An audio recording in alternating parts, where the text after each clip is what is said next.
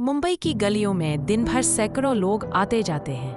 भीड़ में कोई किसी को नहीं देखता न पहचानता, पर उसी भीड़ के बीच एक कोना है जहां हर शाम एक लड़का बैठकर पेंसिल स्केच बनाता है। उसका नाम है यश। यश 24 साल का है, पर एक हाथ नहीं है। बचपन में हुए एक एक्सीडेंट में उसका दायां हाथ कट गया था।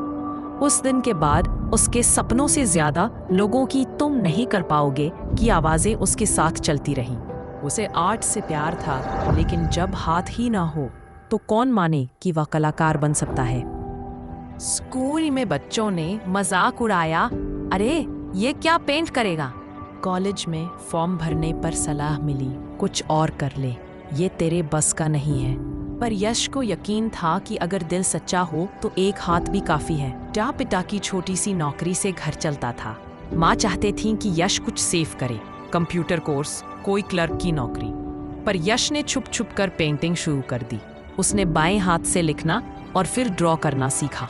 1000 बार पेंसिल गिरी, पर हर बार उसने उठाकर फिर से कोशिश की।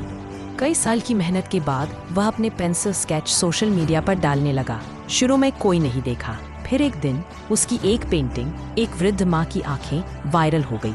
कमेंट्स आए, "वाह, ये कला तो दिल को छू गई।"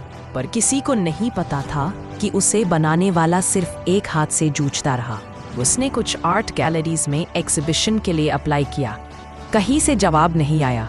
एक जगह से आया, "आपकी कला अच्छी है, पर लोगों को फिजिकल परफेक्शन चाहिए।" वो रात यश ने बहुत रोकर काटी, लेकिन सुबह उठकर फिर पेंसिल उठाई।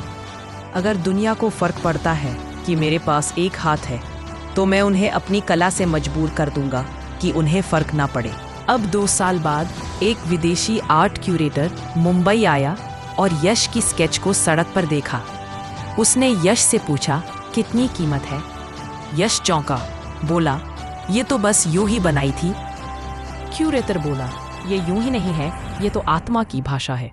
मैं इसे न्यूयॉर्क में डिस्प्ले करूंगा।" और कुछ महीनों में यश की कला ने समंदर पार भी तारीफें बटोरी।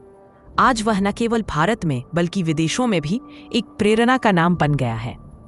आज जब यश अपने वर्कशॉप में बच्चों को सिखाता है, वह बार बार यही दोहराता है, "एक कमी तुम्हारे सपनों को रोक नहीं सकती। हाँ, रास्ता मुश्किल होगा, आंसू आएंगे, लोग हंसेंगे, लेकिन जब तुम खुद पर भरोसा नहीं छोड़ते तो दुनिया भी मजबूर हो जाती है तुम्हें सलाम करने के लिए।" नैतिक शिक्षा। जिंदगी तुम्हें कमजोर दिखाने की कोशिश करेगी, पर याद रखो, तुम्हारा संघर्ष तुम्हारी पहचान है, न कि तुम्हारी हार। तो टूटा है, लेकिन हारा नहीं है। कभी ना भूलो, अधूरी चीजें भी पूरी कहानी लिख सकती हैं।